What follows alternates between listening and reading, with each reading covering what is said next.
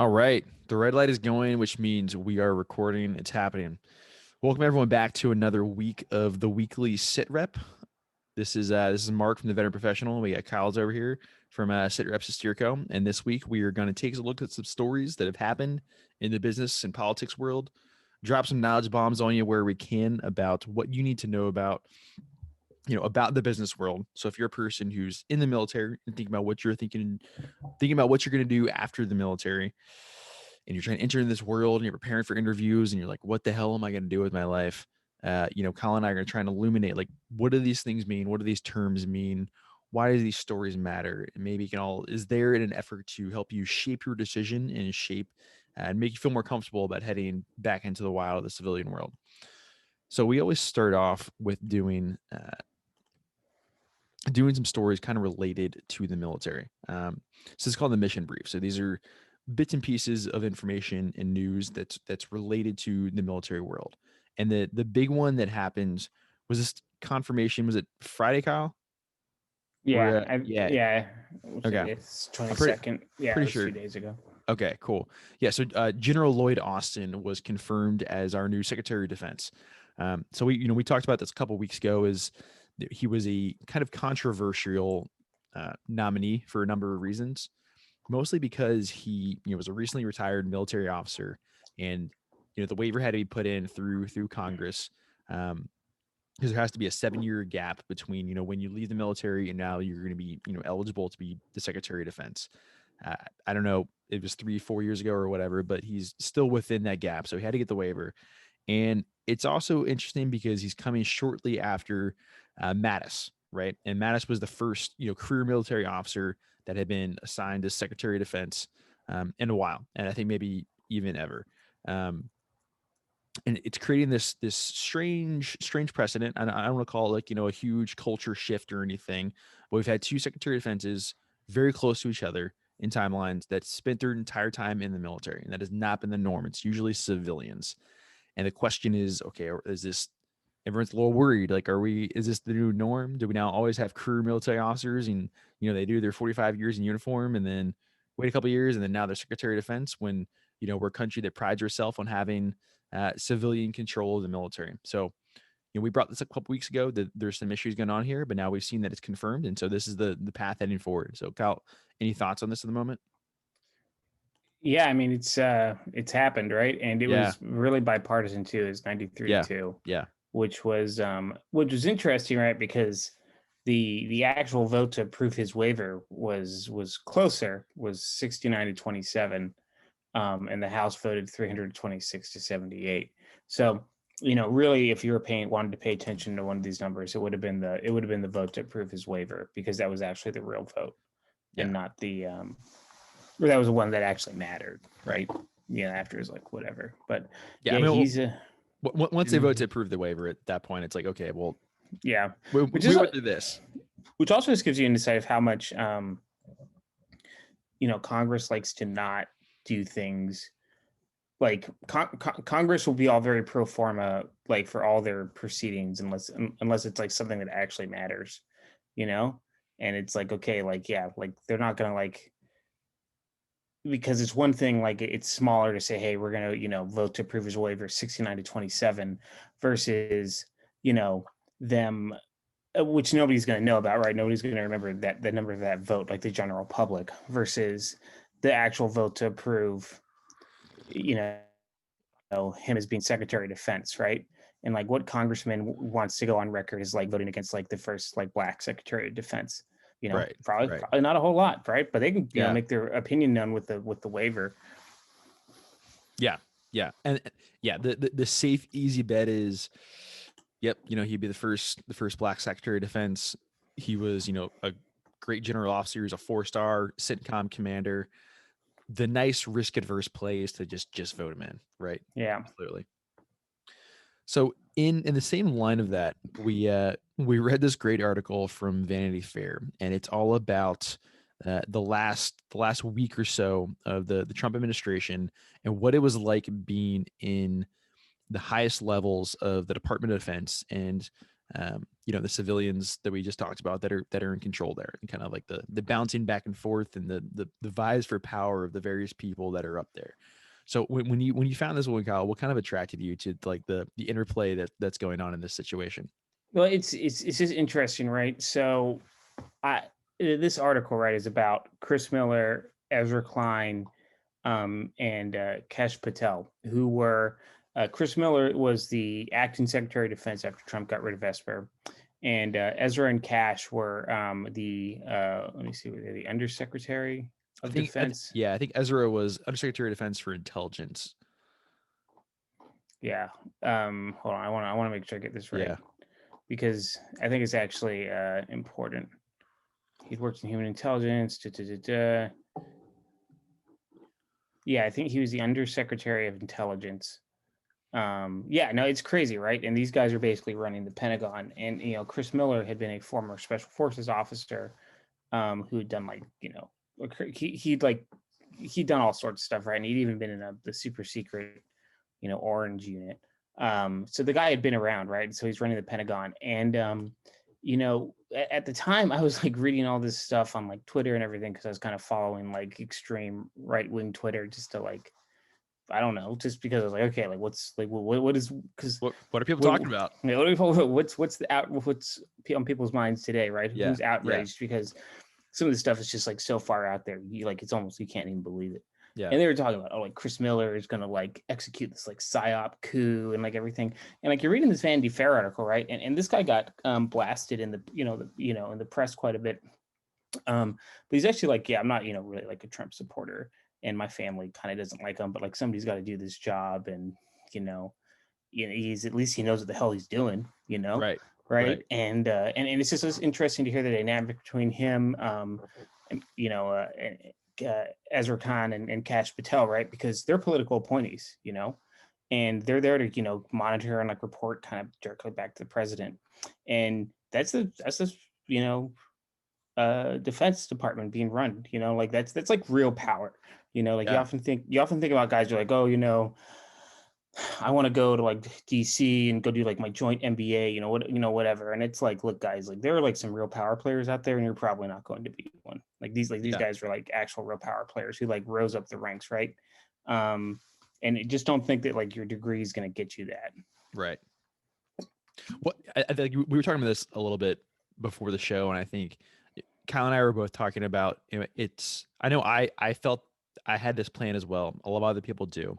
When you're still in the military and you're looking at, what am I going to do afterwards, right? And the MBA is a common path. That's the path Kyle and I both took. And at some point in that process, a lot of people consider doing an MBA and a joint, some type of like international relations degree or something like that. And I think everyone has this thought of, okay, I'm going to go get an MBA, get this degree, and then I'm going to go work in corporate America for 10 years, make a shit ton of money. And then, you know what? I'm going to go back to serve my country and just like step right into a role in the Department of Defense. And like with my credentials and everything, like I'm just going to be assistant undersecretary. And then within 3 years, I'll be a Secretary of Defense or something like that. And it's just not how it works. It's just really not how it works. The reality is most of those people, like, they spend their entire career doing that. Like they're not bouncing back and forth between like this place and that place. Like they're staying in the Pentagon, and like that's where they work. Yeah. You don't think oftentimes of, I think like we in the military sometimes get a bad view of like the government human capital marketplace, right? Yeah. Because in the military, right, like it's very like the way you move around is very, standardized, up to a certain point, right? Or maybe you go off a different career track. But in a place like DC, like people can get hired into other jobs. Yeah. Like they'd be like, hey, this is the person I want. And right. And that's like more akin to what you'd see in the civilian market. I mean, there's like Cohen, right? He's 34, he's the Undersecretary of Defense for Intelligence. He like rose to the ranks of the DIA, doing human intelligence, and he got thrown off of it because he might have provided some classified documents to Congressman Devin Nunes. But then but somehow he got hired back overseeing the DIA. Like, I mean, I was crazy, right? Like it's just it's. And this, Kesh Patel, he had actually really interesting guy. He like prosecuted terror suspects at home and abroad for the Obama Justice Department. He aided units just like Delta Force and SEAL Team 6, right? This dude is just a fucking lawyer, right? You know, Yeah. like Yeah. there's a ton of different players out there, right? And you know, he had a big swinging dick in Washington for a while until, you know, Trump's no longer president. So I think people just, you keep your head on a swivel, right? Because like these are some of the people you go up against if you want to break into that world. Right. Right. All right. Well, we're gonna leave from the defense world and head into the Civvy Sit Rep, where we talk about economic news that you need to know. So this is stuff that's happening in the business world to all give you all, you know, warm and fuzzy of what's going out there in corporate America. So the first thing we want to talk about, so right around the corner from us right now, actually, I can't remember who won today. I know the Bucks just beat the Packs. The Bucks and let me see. The Packers, excuse me. Yeah, and right now The Packs. There's no such football team as the Packs. The Chiefs and the Bills are playing right now. Yeah. So right around the corner, we get the Super Bowl. All right. And as everyone knows, I mean, if you're not watching the Super Bowl for football, you're watching the Super Bowl for the advertisements. And it's not just that. I mean, it's this huge, massive like piles of cash that just get like thrown at the Super Bowl for advertising. Okay. Everyone knows that. But it's not just because it's like seen as this thing in the world that like once you're advertising the Super Bowl, like, okay, like now you're like eating at the grown up table. Now you're like playing with the big kids, and like you're like a serious company now that you're spending money at the Super Bowl. So there's a few like new entrants this year, and it's showing kind of like a change of the guard, if you will. Yeah, So it's like, yeah. Well, first off, it is. I just had it. It was like $5.5 million for 30 seconds of airtime, which is just crazy.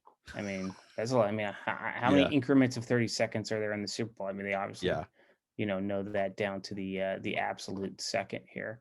Yeah, but I know it's also companies that have like done well during the pandemic, right? So, you know, it's kind of like, okay, like who, you know, like if you, some way to maybe contextualize this, right? If you were an investor, you know, this would be, or you're like just casually like noticing as somebody maybe who invests, you know, this is like something that you'd want to take up. Like, hey, these are like major market segments that have done well, that can afford $5.5 billion for a fucking 30-second ad, right? Like, think about how long 30 seconds is, right? It's not very long. You know, so you got like DoorDash, right? You know, everybody's favorite, which, hey, you should use Dash Pass. That's not an advertisement, but if you order from it like more than 4 times, you should. Like Fiverr. You know, interesting one was Scott Miracle-Gro, you know, but I mean, hey, does that logically make sense? If you're just hanging around the house all day, you're going to make sure that your lawn's looking great. I know that would happen to me. Right. There's like no way I'd be like, wait, you know, I'd be like Hank Hill and King of the Hill. Right. You know, and I what I kind of like about like the DoorDash and the Fiverr entrance in there as well is that they're both part of the gig economy, right? So they're both companies that have like seen, you know, one, like that marketplace has entered in the last couple of years, and then 2, it just kind of took off last year where people were scrambling for additional jobs or had extra time and figured they'd throw another income stream in or whatever. And so these are 2 companies that are like, yeah, like we're totally going to ride that wave, and now like we're just going to keep trying to push forward because we think this is the way of the future, at least for us. Yeah, when was DoorDash founded? In 2013. So, you know, 7-8 years there. Yeah. You know, they've gone from being founded to being the Super Bowl, you know, or I mean, it's pretty meteor, pretty high growth right there. Right. Absolutely. All right. So a couple of weeks ago, we talked about unions. So we're talking about unions in big tech in general. You know, the last time Kyle and I brought this up, there were 2 kind of different stories going on. So one, there's a small group of Google employees who was looking to possibly unionize. And then additionally, there were, you know, factory workers at an Amazon facility in Alabama. And this was a much larger group. I want to say, if my memory serves me, it was like 6,000 workers or something. Yeah, that sounds right. Yeah, 6,000 workers associated with its Bessemer, Alabama facility. Right. So yeah, what's going on here? What do you think? How do you think Amazon's going to handle this situation? Well, you know, it's 2 things. First is, you know, for people our age, right? And I know I'm a few years older than you, Mark. But people our age didn't really grow up with unions, right? And so Right. these kind of like management labor battles, right, that we didn't really see because states went about enacting right to work laws. You always haven't seen before, right? And here we're going to get a taste to see what sort of corporate, uh, interference or fighting back against organized labor is going to look like. And so for and this is eventually going to come to the tech world, right? It just gets too big, and Amazon's probably particularly vulnerable to it, since because they rely on a large, kind of, I don't want to say like low skilled labor, right? But like they rely on blue collar labor essentially Right. for a good Right. portion of its operations, right, as opposed to white collar. And yeah, and so they're going to come in and do some stuff like, what was this one? They're going to push for in-person union ballot in place of mail-in option, right? That's a way like, hey, we're gonna start to make the election hard, right? Or the referendum or whatever they'd like to call it. We're going to start to make it. This is not going to be as easy as you think it's going to be. And also like basically doing these campaigns, right, to say like, hey, if you spend this much money, and you're gonna have to also educate people, hey, if you join a union, you're gonna have to pay dues to the union, essentially taxes to the union, Yeah. right? And you get to vote and everything, but we also provide highway, so like they're trying to like make their case, right? So it'll be interesting to see, especially with probably more labor friendly administration. Well, probably, definitely a more labor friendly administration. How this kind of affects, right? Could be, you see stuff like this. It could replicate itself in the industries, right? You say, hey, if you want to be a DoorDash driver, you got to join the DoorDash union. That could happen. Yeah. This past week, so one of the classes I got going on this quarter is business ethics. Excuse me. So one, it's one of my favorites because it's like a soft skill class, and basically all you got to do is come up with an opinion and defend it more or less. You don't have to like actually go into Excel and make a discounted cash flow or anything. So it's a little bit easier. What am I talking about? It's way easier. Yeah, Anyway. all the business ethics classes Oh, they're great. They're great. a Yeah. layup, yeah, for sure. Yeah. So anyway, this week we were talking about. I can't honestly remember exactly what the case was, but we were talking about kind of like two different theories uh, of like management, corporate governance, okay, of shareholders and stakeholders, right? So that being with shareholders is like you're a company who's 100% focused on profit maximization. You're like, how can we squeeze every last penny out of every tiny bit of our operation? And like, we're here to make as much money as possible, to reward our shareholders, because like that's, there is an obligation there to reward the people who are investing money into you. And, the kind of the idea behind the theory is if we make as much money as possible, then ultimately like that will be the most good, right? Like we're able to hire more people and pay people better salaries, and um, like having like a sustaining enterprise will like do the good things that a company can do, right? And then you kind of bounce that with stakeholder value, which is like, how do we balance profits and like having a good business with everything else that's kind of wrapped around a business? Like, how do we do something that's bringing into the ideas of the people from the local community, or how are we impacting the environment, how are we playing into politics and all this stuff? It's a lot more complicated, and there's not a straightforward solution. But it was a fascinating discussion for us this week of like looking at those two things, and like how do you kind of bounce and decide like the approach that you want to take as a manager.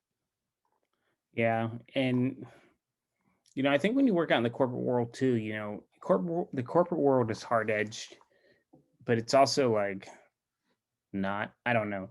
It's kind of weird to explain, right? Like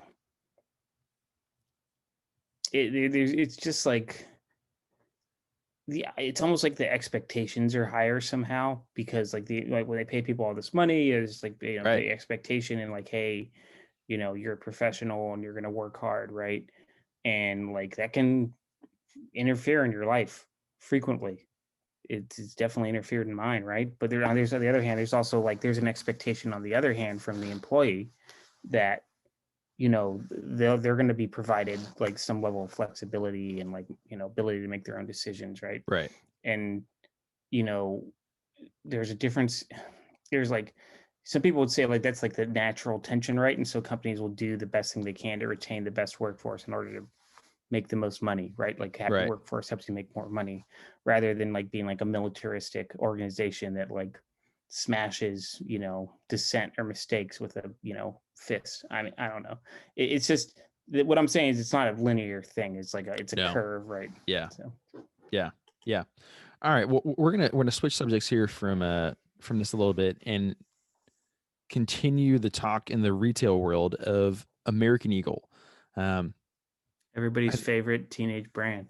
100%. You laugh, but I have one of my favorite pair of pants. I think are from American Eagle, and I got them in high school, and Yeah. somehow they still fit. I love those things, man.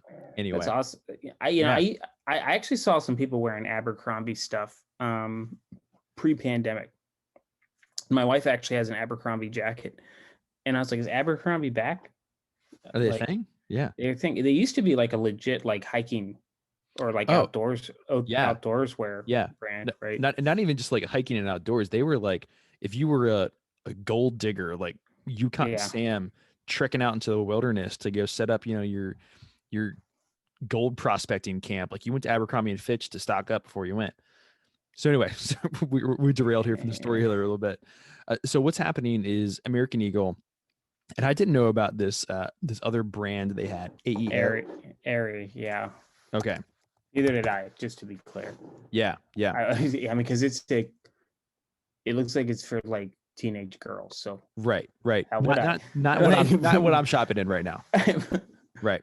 So what they're doing is that they are deciding to essentially break out the financials for Aerie and American Eagles into like two different set of financials. All right. So like what that means is, you're an investor. If you're looking at one of these companies, they used to present it all in like one package because Aerie was part of American Eagle.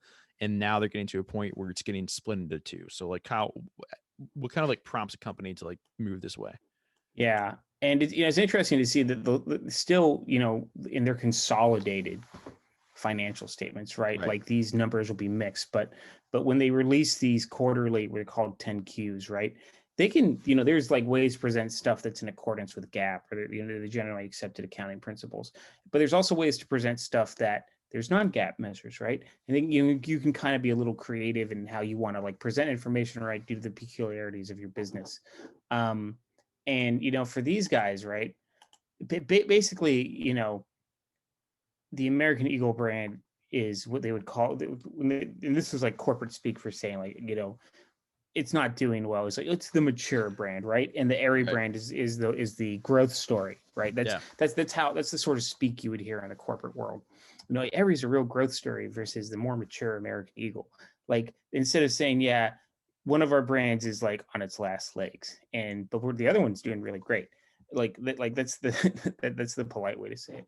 And like as an idea of like how much of a low margin business this is, right? Was it American Eagle's overall revenue for the third quarter ended October 31st declined 3% from the same period a year earlier to 1.03 billion. Well, that sounds like a lot.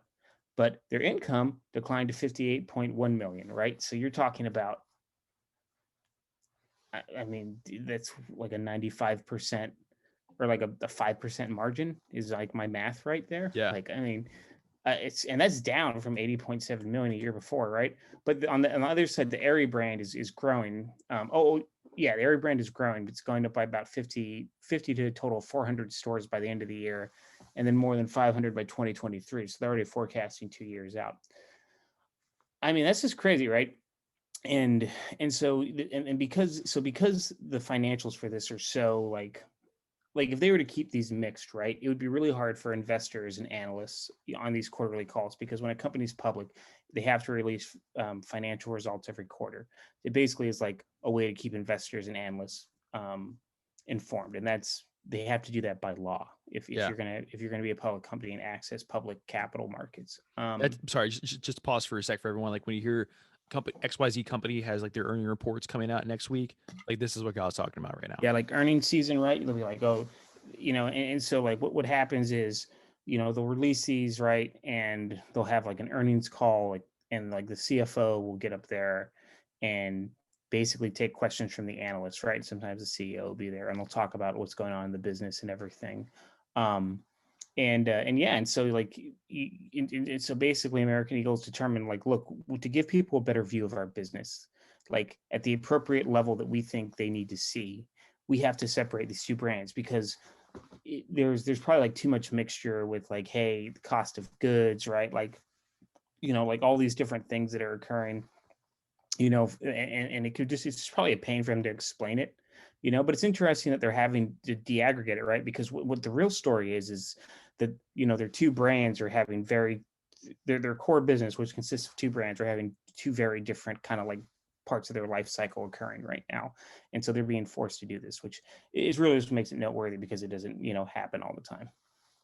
Yeah, and I think it's like important to know that for like the reason like American Eagle, I think like the incentive for them to like want to do this is they know that like they see this brand Airy that is doing well, and in order to try and entice investors to come to them, they want to say, listen, like here's let's split out our financials a little bit, and to kind of give you an idea of like what the growth opportunity within our business is. Here's Airy, which is just straight crushing it, and like look at these numbers, come invest with us, blah blah blah blah blah, follow us all the way, hooray hooray hooray, right? Like that's kind of the idea. It's like it's a way, it's like a proactive measure that like management can take to try and entice investors into their business.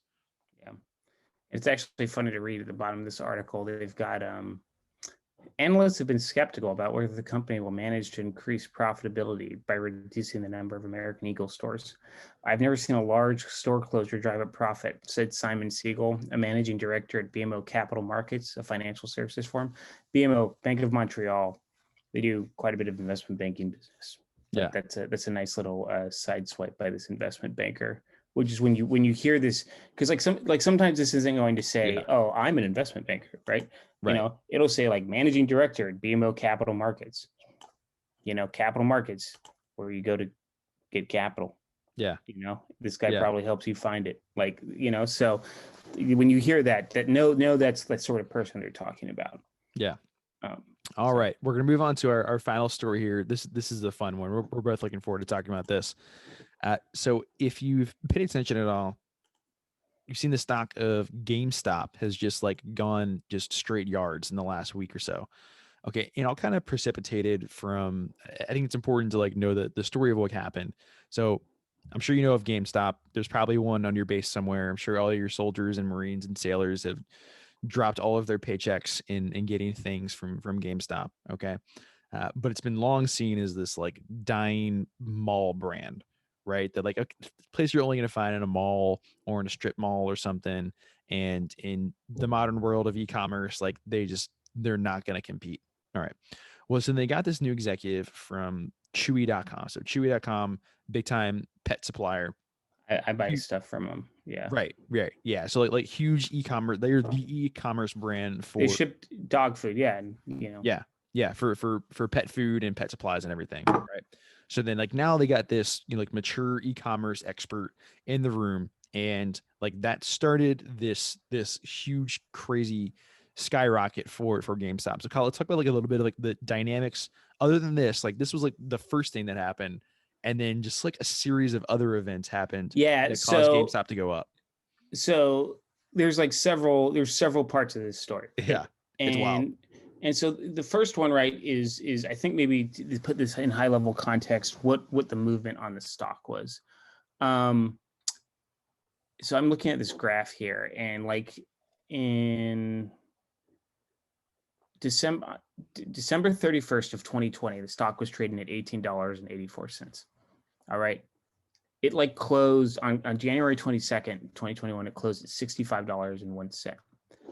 So that's something like, what is that, like 4 or 5 times? It's like would add like 5 times like the market cap to the stock. And GameStop isn't like a massive growth story, right? Right.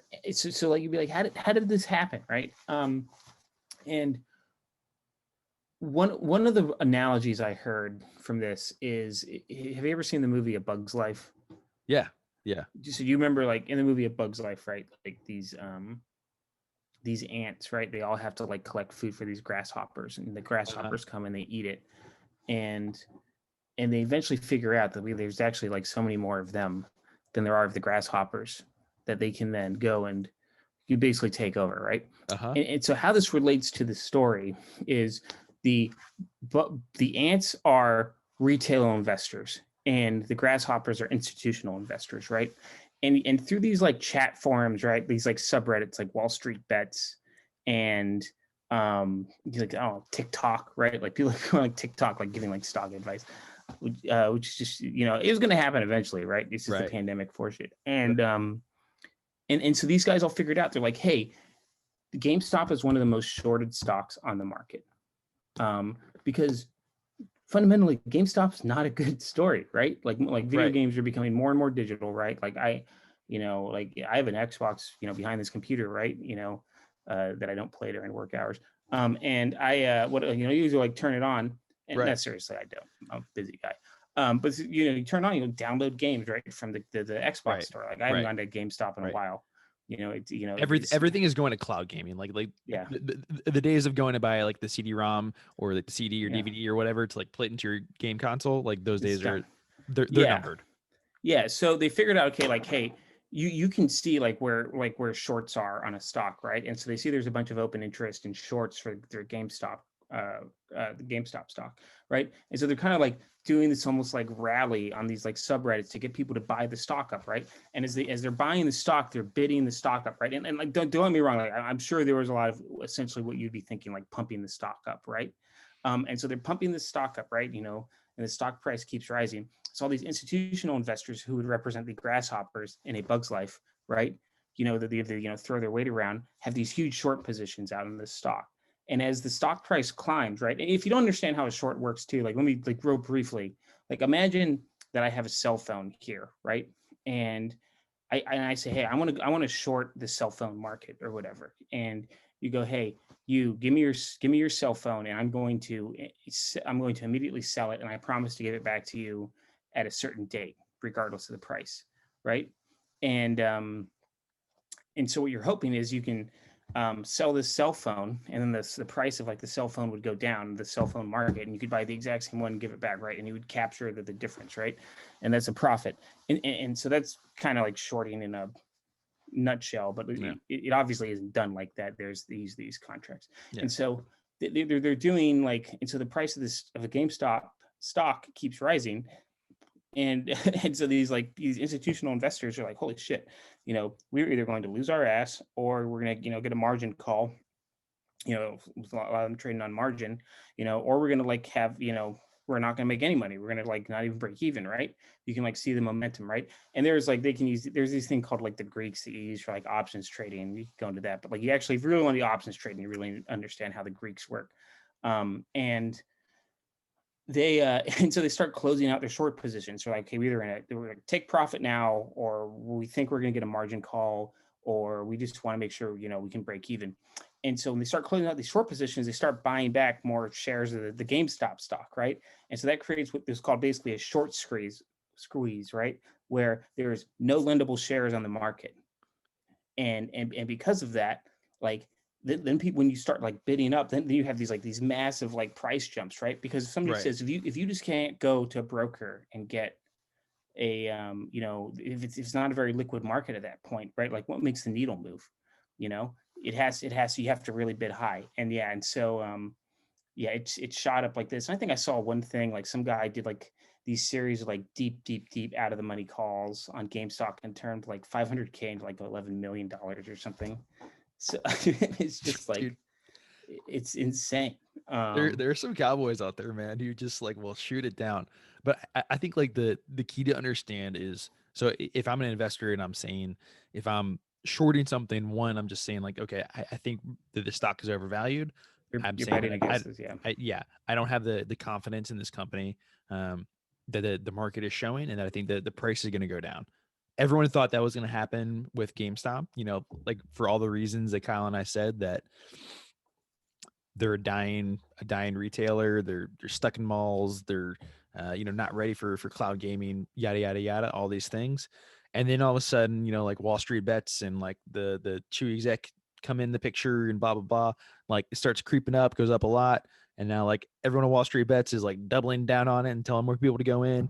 And all these people are stuck in short positions. They're like, oh shit, I'm gonna lose everything unless we just like buy some more of this, and then like that pushes the price up even further, and it's just like this crazy snowball uphill. It's wild. Yeah. And what's interesting too is I think you and I are talking about how, hey, you want to make this applicable to like MBA and business and everything. One of the reasons that you do an MBA is to be able to read stuff like this and know what's going on, right? Right. Like you obviously don't need an MBA to do that. Like don't get me wrong, right? But like if you're gonna go be a business professional, right, and you want to, and business is a wide ranging. There's all sorts of stuff you have to kind of know about, right, to be able to do it successfully. And if you want to run something like a business, and just being able to read like, hey, like this is something that could happen to a stock, right? Like this is something like if you were like going to, when you think about like, hey, why is my stock being shorted, or why is my stock going long, right? It may not be related to just intrinsic fundamentals in your stock, right? So like it's something like people have to just have a basic understanding of, which is one of the reasons people take all sorts of, or MBA programs have you take a wide variety of courses, right? It's to kind of like dip your toe into everything, so you don't get caught by surprise, or you at least can somewhat have an idea of what you're talking about. Yeah. But yeah, super hilarious, right? I mean, hilarious in a bizarre 2021 pandemic sort of way. As only 2020 and 2021 can be. Can we have the crazy story of GameStop and all of the news behind it? Yeah, I liked one of those, some of the memes I've seen like right when the new year started. No, maybe it was right after the Capitol riot, and it was like, like what was that, like Scooby-Doo one where they take off like the mask, and the mask is like 2020 or 2021, and it's like 2020. Right. It's like that was pretty fun. It seems obvious, yeah. But Speaking of, I think you posted one the other day of. So I've been absolutely loving these Bernie memes. I think they're the Bernie memes are great. I think they're great, and I think it was you put him when he's at CIF, and I just died. Oh yeah, so perfect. Yeah, those civilians that work there are just not very friendly, and I get it. They get like a high volume of soldiers and everything, and right. Especially as an officer, you're so used to kind of like having your ass kissed. Yeah, those ones. I did like a whole series on my story of just like Bernie memes, and of like, because people just kept sending me them. Like I was like kept getting like, I was like, okay, so I got to do something with all this, right? Because if you run like one of these pages, right, like one of the things you have to do is just kind of like ride the currents when things happen. Totally. If you want to, otherwise you just seem like irrelevant. And so I had to like grab that one, and it's pretty funny. But interestingly, I didn't make that, right? I found that on Twitter, right? So I consider cross-platforming when you steal something from a cross-platform, as long as the other platform doesn't have a presence on that platform. Right. I consider it to be a victimless crime. I agree. I concur with that. Because it's like, yeah. Because like, guys, like, I mean, sometimes you see like the same memes on all the same, like all the big meme pages will all have some of the same memes. So clearly, one person created it, and then like everyone stole it. Yeah, and people want that too, which is weird, right? Like people want, like they want to see funny stuff, right? And so like sometimes I get grief from people, and I'm just like, guys, like one, fuck off, because it's social media, and two, just like chill, right? Like it's actually the one I posted that was the cat one, when when Pfizer announced that, hey, we've hit the, like, this is going to be an effective vaccine. I posted this one like a cat getting dragged out. I remember which one that, yeah. And so there's an interesting story behind that, because it got picked up by InstaSingle, which has like 6.5 million followers, right? And so, to be clear, I did not make this meme, right? I found this meme on Twitter, right, where I find where I it's a great place to find lots of little things, right? And it was posted on this other kind of like social media ecosystem called EFT, which is Energy Finance Twitter, right? And it's just all these Twitter accounts about people working out in fucking like West Texas, in like Houston and stuff, and like working out in like fucking oil rigs, and like dealing with like dickhead like investment bankers, and like it's hilarious, right? And one of my buddies who works for Accenture down in Houston, doing like oil and gas work, follows it. He absolutely loves it. But I found this one, so I bring it over and I post it, and it goes huge, right, by this account. And then I fucking all of a sudden I had people like, you found this on EFT and you didn't give credit. And they're like, guys, like, fuck off. Like it's just, Seriously. who cares? Like, I mean, This is like, a meme page, people. Don't get too serious. Like if it was going to go viral, like, this is how stuff goes viral. I Right. find your stuff and then I push it up. Right. Yeah. So I don't know. It's just really funny. Anyway, that's a long tangent and unplanned, but dude, you see some crazy stuff out in this social media game. It's wild, man. The corners of the internet that are out there. I know. It's think if we didn't have this, I would have gone crazy during the pandemic. 100%. All right. Well, that wraps up the show for the week, folks. Before we officially sign off, Kyle, you got any last words? No, I think that story was my last. That's it. Yeah. All right, folks. Just a reminder: if you like the show and you like what we're doing, one, subscribe so you get it delivered to you straight right away, and then additionally, we ask you go on, leave a review. That one It shows helps. anyone else who's looking at this show, like, know that you like it and you support it, and it helps other people find the show as well, so they can they can get educated as well. So we appreciate y'all coming in, checking the show out, and we'll see you next week. All right, take care. Cool.